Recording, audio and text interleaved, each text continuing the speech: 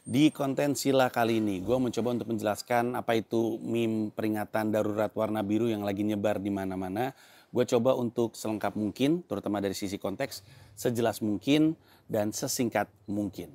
Nah, sebelumnya gue mau minta maaf karena biasanya video politik seperti ini kan masuknya ke video Sila. Dan biasanya ditaruh untuk member. Jadi gue mau minta maaf sama member karena ini langsung gue rilis. Bahkan gue naruh bumper Sila pun tidak biar bisa langsung naik.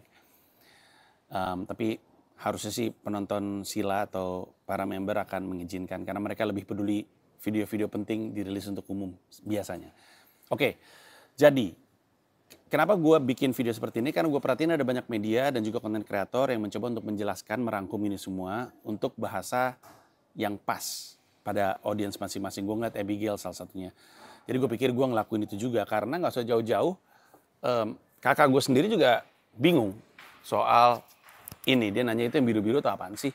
Terus gue coba untuk kasih recap kan di Twitter suka gitu tuh ada yang bikin kayak recapnya gitu. Tapi gue sadar untuk banyak orang tuh tetap nggak gitu jelas karena mereka nggak ngerti konteksnya. Bahkan masih nggak ngerasa jelas kenapa salah Kaisang mencoba untuk pilkada dan kenapa salah calon gubernur DKI cuman 2 dengan 1 dari independen. Jadi kita coba untuk tarik mundur biar konteksnya jelas. Mari kita mulai dari 2 buah momen penting, yaitu Gibran menjadi Wapres dan Kaisang menjadi Ketua Umum Partai Solidaritas Indonesia. Kenapa 2 momen ini? Karena 2 momen ini adalah momen yang besar dan penting untuk membuat orang sadar bahwa Pak Jokowi memang sedang membangun dinasti, sedang melakukan politik dinasti. Nah, pada titik ini ada banyak orang bertanya, emang salah dinasti politik? Toh dinasti politik banyak. Ini sebenarnya sudah dijelaskan di video lain, nanti silakan dicek aja. Ada di YouTube gua. Tapi sederhananya, dinasti politik itu kan kerajaan politik. Jadi ada beberapa anggota keluarga semuanya berpolitik. Tapi belum tentu sebuah kerajaan politik, dinasti politik melakukan politik dinasti. Politik dinasti itu adalah praktek berpolitik dengan ngebangun dinasti. Yang berarti kekuasaan politiknya diturunkan secara langsung, diturun-temurunkan secara langsung. Gue ambil contoh sederhana aja. Orang suka bilang, kalau mempermasalahkan Pak Jokowi, lah itu George Bush nggak apa-apa. Nah, dari George Bush ke George W. Bush ada Bill Clinton. Jadi ada pergantian kekuasaan, nggak langsung diturun-temurunkan. Hal yang sama juga dengan Gandhi, dengan Lee Kuan Yew atau di Indonesia, bahkan dari Pak SBY juga nggak langsung ke AHY, bahkan dari Bung Karno juga nggak langsung ke Bu Megawati. Ada perpindahan kekuasaan. Dan itu adalah cara berpolitik yang lebih sehat, cara berdemokrasi yang lebih sehat, ketimbang langsung diturun-temurunkan, apalagi dengan mengubah aturan. Jadi aturan udah ada, aturan itu kan didesain untuk membuat semuanya aman dan adil. Tapi aturannya diubah untuk menguntungkan si keluarga ini, keluarga Mulyono. Tapi kalau sakit-sakitan, keluarga Mulyono. Untuk yang nggak tahu, Pak Jokowi dulu namanya Mulyono. Tapi sakit-sakitan terus ganti, jadi Joko Widodo. Ya akhirnya orang ngelihat bahwa ini mah usaha jelas untuk langsung melanjutkan kekuasaan.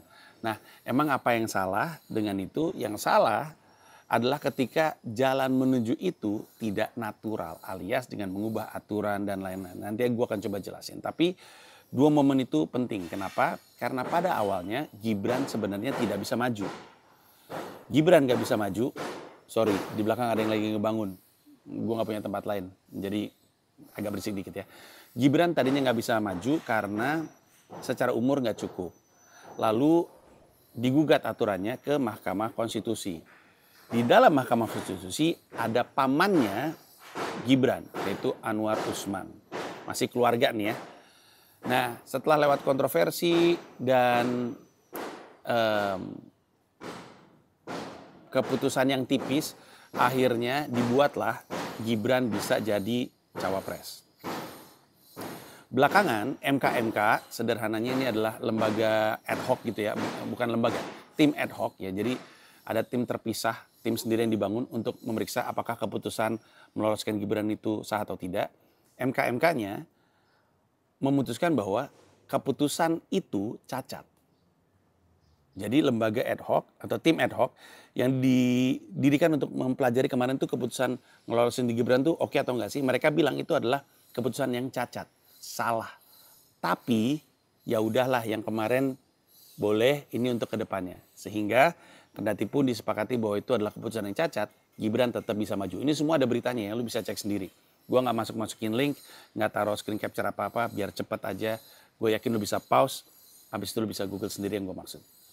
Nah, pada akhirnya Gibran kemudian maju dan berjuang dan menang. Orang banyak yang bilang, ya itu kan dilakukan dengan cara yang benar, dipilih oleh rakyat.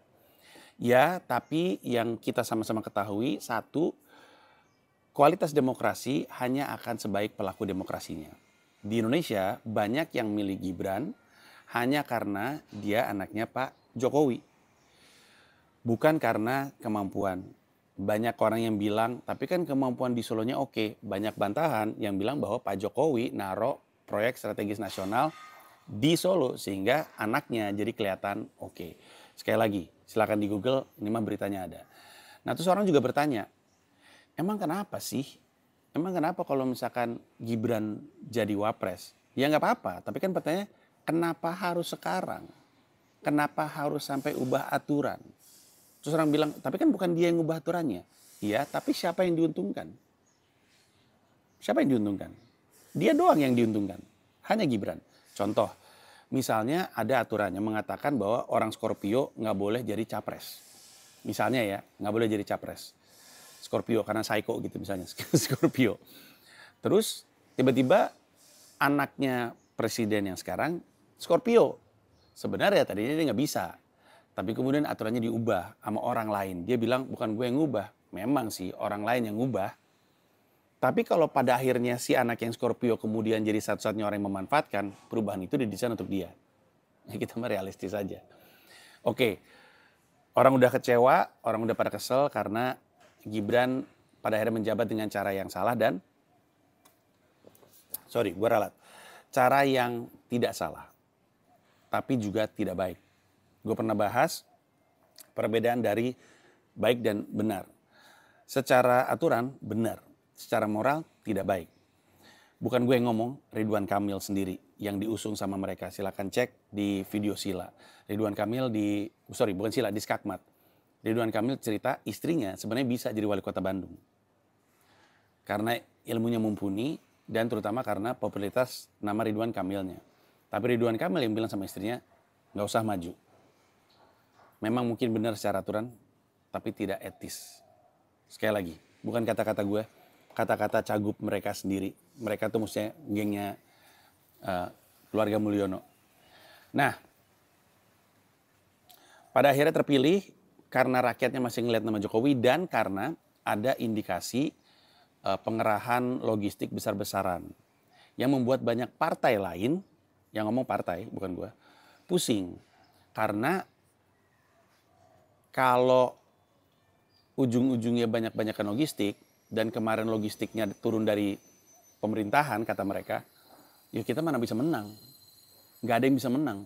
Ngelawan logistik pemerintah yang lagi menjabat, nggak bisa menang mereka, pusing. Tapi soal logistik itu juga tidak terbuktikan pada akhirnya. Kita hanya bisa misuh-misuh aja. Udah nih, ini Gibran. Ada Kaesang. Kaesang itu tidak pernah berpartai sama sekali. Suatu hari masuk PSI, dalam 3 hari langsung jadi ketua umumnya. Itu kemudian membuat orang bertanya-tanya, kualifikasi seseorang untuk bisa jadi ketua umum di Partai Solidaritas Indonesia apa? Nah, ketika gue ngobrol sama Uki, ada juga di konten Skakmat gue, Uki ngomong banyak hal tapi dibantah juga banyak kali oleh gue. Ujung-ujungnya sebenarnya, jawaban Uki yang paling masuk akal itu cuman bahwa ada dampak elektoralnya. Kalau misalkan Kaesang masuk ke partai, suaranya ngangkat. Tapi Uki sendiri di konten Skakmat tidak mengakui itu saja. Dia pakai alasan-alasan lain. Kenapa? dia tidak mau mengaku saja bahwa satu-satunya alasan Kaisang masuk adalah membawa nama baik bapaknya supaya ada dampak elektoralnya. A, karena dia pengen tetap orang ngelihat PSI sebagai partai yang oke, bukan partai yang cuma bisa nebeng nama orang. Dan yang kedua, karena ujung-ujungnya nggak berhasil juga, PSI nggak lolos, akhirnya nggak dapat kursi di DPR. Nah, Kaisang itu kiprahnya nggak cuma sampai situ. Kita mulai masuk ke keriuhan sekarang. Kaisang itu diubah lagi aturannya via Mahkamah Agung, sehingga dia bisa jadi kepala daerah, padahal umurnya juga nggak cukup. Pada akhirnya dia bisa menjadi kepala daerah lewat keputusan Mahkamah Agung, dan orang-orang pada bete lagi karena wah maju nih orang nih, sama aja nih, aturan diutak-atik lagi supaya menguntungkan keluarganya lagi. Dan orang mungkin bertanya, emang kenapa kalau Kaisang maju? Nggak apa-apa, tapi kenapa harus sekarang dan kenapa harus utak-atik aturan gitu. Ya, apalagi Kaisang baru berpartai 3 hari langsung jadi ketua umum. Kata-katanya banyak yang blunder juga di media, bukan kata gue, kata media. Kenapa nggak nunggu aja? Kenapa harus sekarang? Ya lagi-lagi ini indikator yang kuat bahwa Pak Jokowi lagi mencoba untuk membangun dinasti dengan melakukan praktek politik dinasti. Kenapanya? Kemungkinan besar, ini menurut gue pribadi ya, menurut keyakinan gue, ketimbang karena kerakusan, menurut gue karena ketakutan. Karena ada 2 kemungkinan. Kenapa Pak Jokowi pengen banget sekarang anak-anaknya langsung berkuasa? Apakah karena rakus? Bisa jadi. Karena kalau misalkan Gibran jalur politiknya oke, Gibran bisa jadi presiden. Kaisang yang jadi kepala daerah, jalur politiknya oke, dengan popularitas Jokowi, Kaisang bisa jadi presiden juga suatu hari nanti. Pada akhirnya, bercandaan kita soal Jan Etes juga sangat memungkinkan. Makanya penting untuk kita selalu bilang bahwa ini adalah praktek yang salah. Bisa jadi karena rakus. Tapi perasaan gue mengatakan lebih karena takut. Takut apa? Itu yang gak bisa gue jawab. Kelakuannya tuh kayak orang yang gak pengen banget laci meja kerjanya dilihat sama orang lain. Kan bayangin gue jadi presiden, gue naruh semua rahasia gue di laci, gue kunci. Daripada yang ngisi kantor orang lain yang gak jelas, gue pastiin anak gue. Habis anaknya, anak yang satu lagi. Habis anaknya, cucunya. Begitu terus supaya yang ada di laci nggak kelihatan. Tapi ini menurut keyakinan gue. Oke, jadi orang pada kesel karena Kaisang bisa maju. Orang pada bingung, Kaisang majunya di mana nih? Di Jakarta atau di Jawa Tengah? Nah, kita mulai ngomongin Jakarta. Di Jakarta, tadinya calonnya adalah Anies Baswedan. Anies Baswedan elektabilitasnya tertinggi pertama. Menurut banyak laporan, elektabilitas tertinggi kedua adalah Pak BTP. Menurut banyak laporan, elektabilitas tertinggi ketiga itu antara Ridwan Kamil atau Erick Thohir, gitu-gitulah. Tapi angkanya nggak gitu jelas. Tapi semuanya bilang Anies Baswedan. Anies Baswedan tadinya aman. Dia ada PKS, ada PKB, sama ada Nasdem di dalam koalisinya dia. Secara threshold, jumlah kursi DPRD yang dibutuhkan untuk maju 20%, cukup tuh, oke lah gitu. Nah, di video Sila juga yang bisa lo tonton, gue pernah ngebahas. Waktu itu gue ngebahas, oke, kalau Anies maju sama PKS, Pak Jokowi ini pegangannya siapa? Karena waktu gue ngobrol sama Pak Ridwan Kamil di konten Skakmat, Ridwan Kamil tuh masih menimbang-nimbang. Dia bilang kalau saya mau gampang Jabar, tapi kalau saya mau ada perjuangannya, mau yang lebih ada dampaknya DKI Jakarta. Dia bilang masih nimbang-nimbang. Mungkin udah tahu tapi belum bisa diumumin di konten gua. Dan ini tapingnya juga udah lama. Oke. Tapi waktu itu pun di Sila, di konten Sila, gue udah bilang Pak Jokowi ini pegangannya siapa ya? Dia gimana caranya menang? Karena kalau misalnya dia pakai Ridwan Kamil sebenarnya kalah elektabilitasnya dengan Anies Baswedan, dan peluangnya juga kecil. Kenapa? Anies Baswedan bukan cuma habis jadi gubernur yang cukup oke, kendati pun dibilang oh ini main politik identitas, mainin sentimen agama.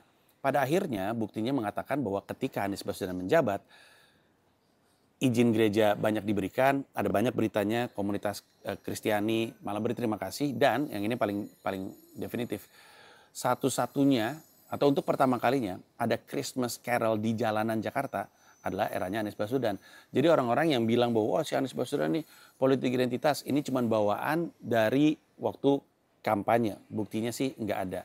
Tapi yang paling mengkhawatirkan bagi Pak Jokowi adalah PKS yang ada di kubunya Anies, koalisinya Anies. Kenapa? Karena PKS kursinya paling banyak. PKS paling menang lah di DKI Jakarta.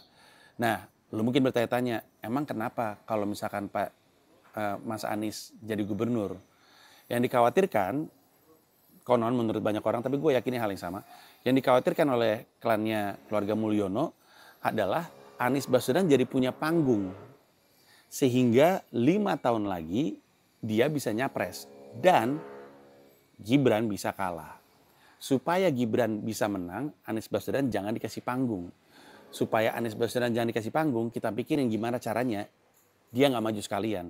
Karena kalau dia maju, kemungkinan besar calonnya Ridwan Kamil kalah. Jadi apa yang terjadi?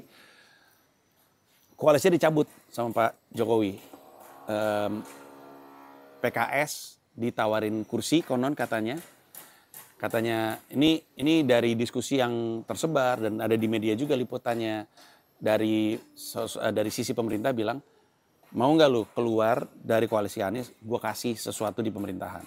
Katanya gitu. PKS akhirnya ninggalin Anies Baswedan. Nasdem katanya ditakut-takutin dengan kasus. Terus PKB konon katanya Caiminnya mau digulingkan. Padahal Caimin nggak perlu takut. Kan bisa diseplet aja. Selepet deng, selepet aja. Cabut semua tuh, cabut. Nggak ada yang bersama dengan Anies. Saking giatnya usahanya keluarga Mulyono ini, sampai-sampai Ridwan Kamil dan wakilnya itu didukung 12 partai. Sisanya PDIP. PDIP bingung sekarang karena dia nggak cukup punya kursi, thresholdnya kan 20% kan. PDIP bingung, dia nggak bisa nyalonin. Anies juga bingung. Gimana ya gue ya? Nggak bisa maju nih gue. Tadinya ada peluang untuk mungkin Anies bisa lewat jalur independen, tapi udah keburu lewat pendaftaran independennya. Karena tadinya kan dia punya partai, lewat dari masa mendaftarkan sebagai calon independen, partai-partainya pada cabut. Nah, orang mulai ngomongin soal skenario kota kosong. Skenario kota kosong itu artinya Ridwan Kamil dengan wakilnya akan tanding lawan nggak ada. Makanya disebut kota kosong. Ini terjadi berkali-kali di berbagai macam pilkada. Memang belum pernah terjadi di Jakarta. Tapi ini dikhawatirkan oleh kubunya Pak Jokowi justru akan blunder. Dan Pak BTP juga bilang, nanti kalau lawannya cuma Ridwan Kamil sama kota kosong, percaya sama saya kata Pak BTP, semua akan milih kota kosong, dia akan malu. Sehingga mereka mencoba memastikan tidak ada kota kosong. Gimana caranya? Dengan tiba-tiba memunculkan Darmo Pangrekun. Dan calonnya lagi namanya Kun Aguero gitu. Atau siapa namanya? Kun siapa? Lupa gue.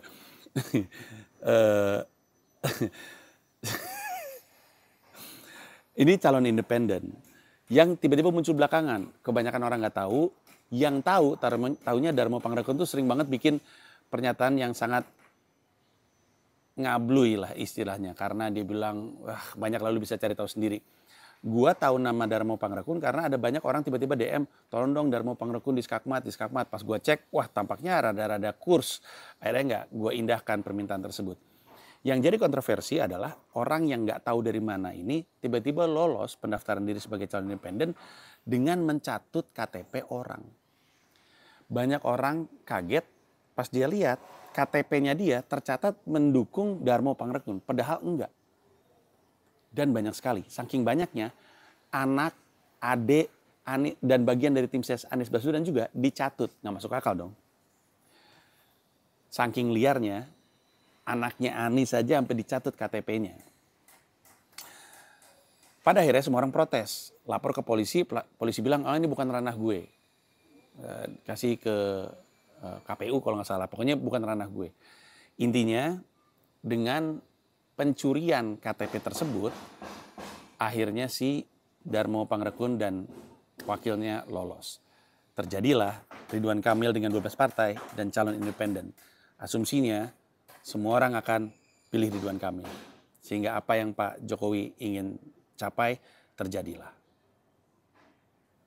Tiba-tiba MK membatalkan keputusan MA kan Mahkamah Konstitusi kan tertinggi ya, di atasnya MA nih.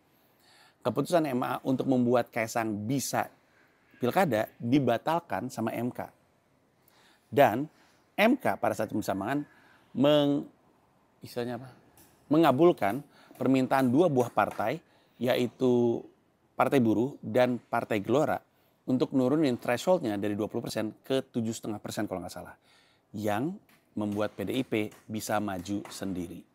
Ini membuat orang bergairah karena ada cara untuk memastikan klannya Pak Mulyono ini dapat perlawanan. Karena kemarin merasa dicurangin kan dengan Darmo Pangrakun itu. Dan ngeliat praktek yang katanya kotor banget, ditinggal, dikasih jabatan, ditakut-takutin. Ngomong-ngomong bukan cuma itu, Golkar pun akhirnya dicopot ketua umumnya Erlangga Hartarto, diganti dengan orang yang juga sangat setia dengan Pak Jokowi. Siapa namanya? Ya gue lupa lagi. Pokoknya orang Indonesia jahat bilang dia the kill. Gue lupa orangnya. Tapi oke lah. Kopinya kurang kuat. Tapi oke. Sempat happy nih. Sempat happy karena ada jalan untuk keluar. Tiba-tiba Pak Jokowi memanggil Menteri Hukum dan HAM-nya. Yang tadinya orang PDIP. Tapi diganti. Dicopot. Diganti sama orang lain. Tujuannya sih sederhana. Biar nggak ditahan-tahan. Tadinya kan Yasona Lauli.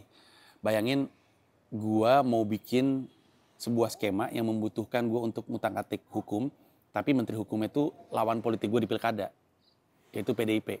Copot aja PDIP-nya, ganti sama orang baru. Orang baru ini dipanggil, dan akhirnya pembahasannya nggak jelas apa, tapi pada akhirnya setelah itu terjadilah rapat. DPR rapat mau membuat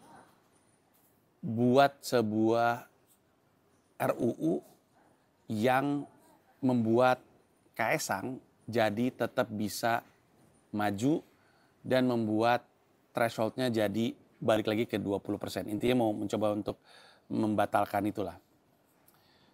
Dan untuk informasi, DPR kan juga koalisinya udah koalisi Pak Jokowi, dan untuk sebuah undang-undang kemudian bisa ketok palu harus disetujui sama pemerintah. Jadi dari sisi DPR-nya dan dari sisi pemerintahnya mesti kompak. Mungkin itulah kenapa kemarin Pak Jokowi manggil Menteri Hukum dan HAM-nya supaya langsung jalan. Inilah kemudian yang membuat rakyat marah, keluarlah meme warna biru tersebut, demonstrasilah orang di jalan untuk memprotes. Pertanyaannya, siapakah kemarin yang ikut turun ke jalan? Seluruh rakyat Indonesia yang kecewa.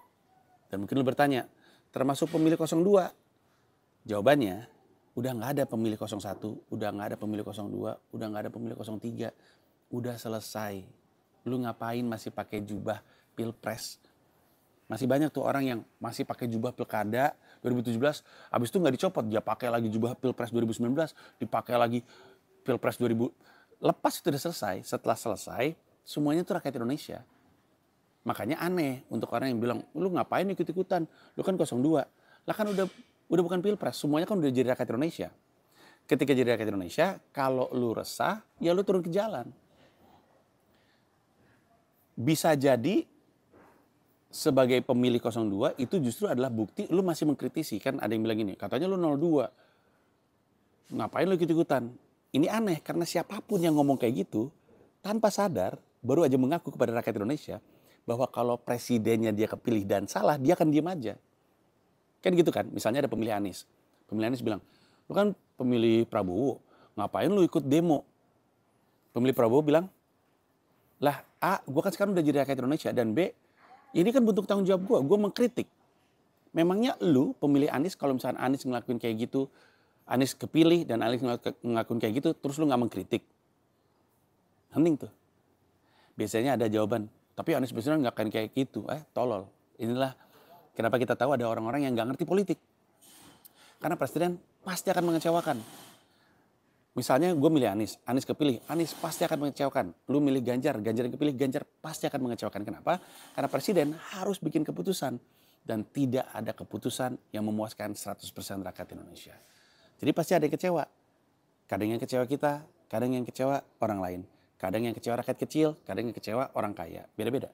Tapi pasti. Nah jadi siapa kemarin yang turun ke jalan? Semua yang resah. Hanya orang-orang yang puber politik dan tidak lepas jubah pilpresnya yang masih ngomongin 01, 02, 03. Untuk apa mereka demo? Untuk mendesak, untuk nunjukin bahwa rakyat tidak suka, rakyat tidak setuju. Apakah berdampak? Kadang tidak. Tapi setidaknya ini efektif untuk dua hal. Awareness, karena jelas orang jadi bertanya-tanya, kakak gue aja nanya, makanya gue bikin video ini.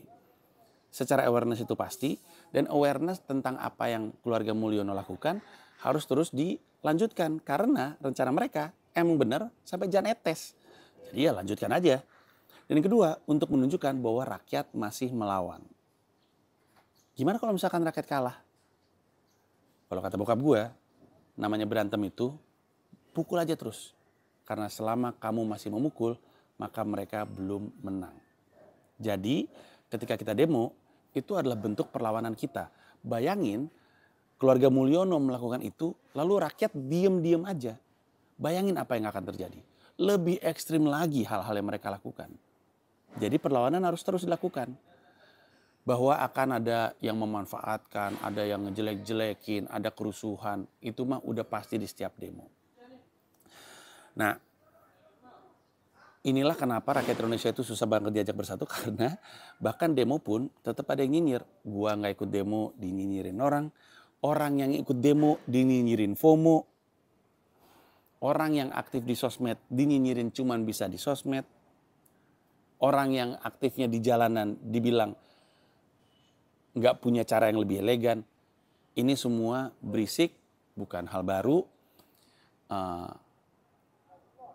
Karena sudah pasti memang ada yang menggerakkan. Jadi ada yang bersedia bayar influencer dengan anggaran yang besar. Ini tersebar informasinya untuk mecah belah dan untuk nakut-nakutin. Gue sendiri kena dampak tapi tidak menakutkan sih, agak lucu sebenarnya. Gue dapat WhatsApp dari orang yang mengaku dari kepolisian tapi fotonya tentara. Inilah kenapa gue udah bilang berkali-kali, buzzer itu goblok beneran deh. Buzzer itu beneran. Buzzer itu goblok. Gue kenal salah satunya bahkan. Kenal gue orangnya dan emang goblok. Nggak, tapi maksud gue buzzer itu goblok. Bayangin WhatsApp-nya bilang segera merapat, segera datang ke Bareskrim. Karena katanya gue diindikasi menggerakkan rakyat, apalah gitu-gitulah. Tapi fotonya tentara, jadi salah gitu dia tuh. Habis itu dikasih baca pesan ini, karena nggak kebaca sama gue. Baca pesan ini gitu. Caps lock. Bukan cuma gue, Andovi juga digituin hal yang sama. Tapi kita tahu, ini mah bagian dari yang dibayar mahal itu. Nah, orang-orang yang dibayar untuk ngerecokin ini tujuannya adalah untuk ngerontokin perjuangan. Makanya gue bilang, kalau emang pro persatuan, pasti nggak sikut-sikutan. Nggak apa-apa. Ada yang mau berjuang lewat turun ke jalan, ada yang enggak, ada yang lewat konten, ada yang konten dan turun ke jalan, beda-beda. Ada yang bilang katanya, wah lu mah kemarin manas-manasin doang, tapi lu nggak turun ke jalan. Sekarang emang enggak. Ada yang nanya gini, bang enakan di Bali atau enakan turun ke jalan? Secara fisik sih enakan di Bali, tapi secara sosmed enakan turun ke jalan, nggak digoreng. Tapi seperti yang lo tahu, gue kan nggak perlu lagi untuk menjelaskan perjuangan gue seperti apa. Buktinya banyak di belakang. Nah, sekarang kondisinya adalah dari DPR batal sementara karena kemarin nggak quorum, jadi jumlah yang dibutuhkan tidak ada, akhirnya dibatalkan. Tapi sejauh yang gue tahu belum tentu selesai perjuangannya. Pada saat yang bersamaan kemarin Ibu Megawati bikin video, Anies Baswedan disuruh ngerapat ke kita, enak aja. Emang kemarin pernah ngapain untuk kita? Nurut dong sama kita. Sehingga jadi serba bingung. Nah sekarang tarik-tarikan aja, siapa yang lebih butuh? PDIP butuh Anies atau Anies butuh PDIP? Dua-duanya sih butuh. Karena ada Anies Baswedan ini kalau misalkan nggak dapat panggung bingung, nggak tahu mau ngapain. Mungkin bikin partai politik, mungkin dia nggak tahu. Nah, ditawarin pilkada tempat lain soalnya kecil banget kemungkinannya. Tapi yang pasti Anies Baswedan bisa aja nggak punya panggung. Jadi dia pengen ngerapat ke PDIP. Seberapa besar Anies mau menghamba ke PDIP kita nggak tahu. PDIP pada saat yang bersamaan juga nggak punya siapa-siapa. Dia punya BTP sebenarnya. Tapi seperti prediksi banyak orang, BTP tidak ditunjuk. Ada dua kemungkinan. Karena satu, BTP elektabilitasnya kedua. Dua, BTP bukan pilihan yang lebih aman. Yang paling aman adalah Anies Baswedan. BTP nggak aman. Bisa aja dia ngambil resiko, cuman ya bermainlah dengan resikonya. Setidaknya BTP orang PDIP. Anies Baswedan itu bukan orang PDIP. Bu Mega tuh kayaknya pengennya Anies Baswedan berpartai. Dan itu sindiran banyak orang sama Anies Baswedan. Lu pengen berpolitik, berpartai. Itu yang jalan yang benar gitu kan lebihnya. Nah, sekarang inilah update terakhirnya.